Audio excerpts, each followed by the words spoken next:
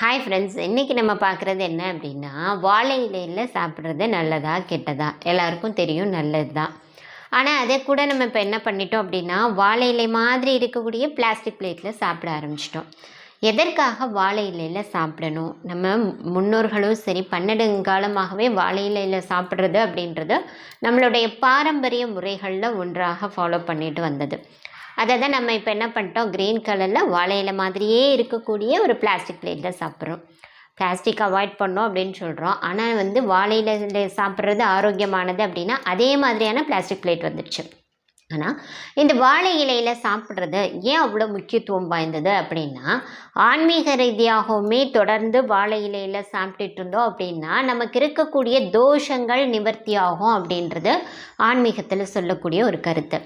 அதே சமயத்தில் இதை மெடிக்கல் ஆஸ்பெக்டாக பார்த்தோம் அப்படின்னா, வாழை இலையில் நம்ம இப்போ நம்ம சாப்பிடக்கூடிய உணவுப் பொருளை பரிமாறுறோம் அப்படின்னா, நம்ம எடுக்கக்கூடிய அந்த சாப்பிடக்கூடிய உணவுகள் சூடாக இருக்கும் இல்லையா, அந்த சூடான பொருள் வாழை இலையில் படும் பொழுது நீங்கள் சாப்பிட்டதுக்கப்புறம் பாருங்கள், அந்த இடம் லைட்டாக ஒரு கலர் சேஞ்ச் ஆகி ஒரு ஸ்மெல் ஒரு ப்ளசண்ட்டான ஒரு ஸ்மெல் வரும்.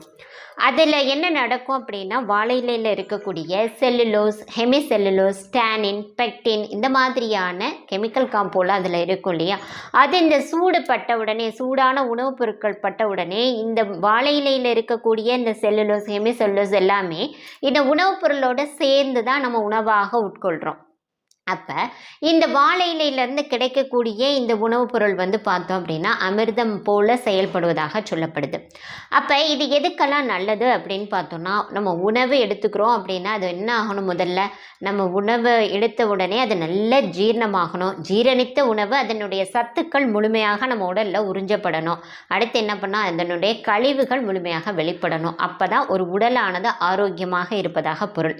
அப்போ இந்த உணவானது ஜீரணிப்பதற்கும் செரிப்பதற்கும் கழிவுகள் வெளிப்பட்டு அந்த உறிஞ்சப்பட்ட சத்துக்கள் அனைத்துமே நமக்கு தேவையான கலோரியாக மாற்றப்பட்டு ஆற்றலாக நம்ம உடலுக்கு கிடைக்கணும்.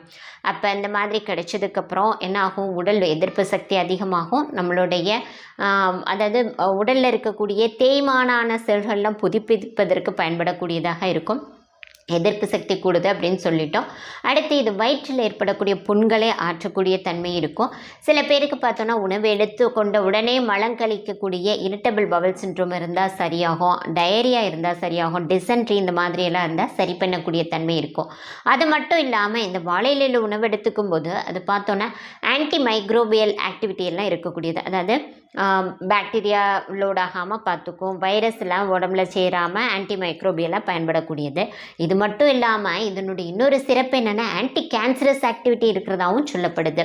ஸோ அந்த அளவுக்கு நன்மைகள் தரக்கூடிய இந்த வாழை இலை உணவை தான் முன்னோர்கள் பார்த்தோன்னா நம்ம உணவு அப்படின்னாலே வாழை இலையில் தான் சாப்பிடணும் அப்படின்றது சொல்லப்பட்டு இருந்தது. அதுலேயும் வாழை இலையில் நம்ம சுத்தம் பண்ணுறது அப்படின்றது எப்படின்னா, வாழை இலையில் தண்ணி தெளித்த பிறகு என்ன பண்ணுவாங்க, ஒரு சொட்டு நெய் விட்டு சுத்தி பண்ணுவாங்க. அது என்னென்னா இடசுத்தி, அன்ன சுத்தி அப்படின்னு சொல்கிறது. அதாவது அந்த இலையிலையோ அல்லது அன்னத்திலேயோ ஏதாவது தோஷம் ஏற்பட்டுருந்துச்சு அப்படின்னா, ஏன்னா நம்ம உணவு சமைக்கும் போது நம்மளுடைய எண்ணங்களும் சேர்ந்து அந்த உணவில் இருக்கும் இல்லையா, அதில் ஏதாவது நம்ம மனதில் நமக்கு தெரியாமலே ஒரு தேவையற்ற அல்லது ஒரு எதிர்மறையான சிந்தனைகள் இருந்தால் அது அந்த உணவில் சேர்ந்துருக்கும். அப்படின்றதுக்கு தான் அந்த காலத்திலே என்னென்னா ஒரு சொட்டு நெய் விட்டுட்டோம் அப்படின்னா அந்த அன்னத்தில் தோஷங்கள் ஏதாவது இருந்தாலும் முழுமையாக நிவர்த்தி அடையும் அப்படின்னு சொல்கிறது. ஸோ இந்த முறைப்படி உணவானது எடுத்துக்கொள்ளப்பட்டுச்சு அப்படின்னா நீங்கள் எடுக்கும் பொழுதும் நல்ல நேர்மறையான சிந்தனைகளோடு நல்ல மென்று உணவை விளங்குனீங்கன்னா நீண்ட ஆயுள் கிடைக்கும் அப்படின்றது நான் சொல்லலை, சித்தர்கள் சொன்னது. நீங்களும் இதை ஃபாலோ பண்ணுங்கள். எத்தனை பேருக்கு வாழை இலையில் சாப்பிட்றது பிடிக்கும் அப்படின்றத கமெண்ட் செக்ஷனில் போஸ்ட் பண்ணுங்கள். இது போல் பயனுள்ள தகவல்கள் அடுத்தடுத்து கிடைக்கணும் அப்படின்னா நம்மளோட சேனல் சப்ஸ்கிரைப் பண்ணுங்கள். பக்கத்தில் இருக்கக்கூடிய பெல் ஐக்கனை கிளிக் பண்ணுங்கள். சித்தர்கள் வணக்கம்.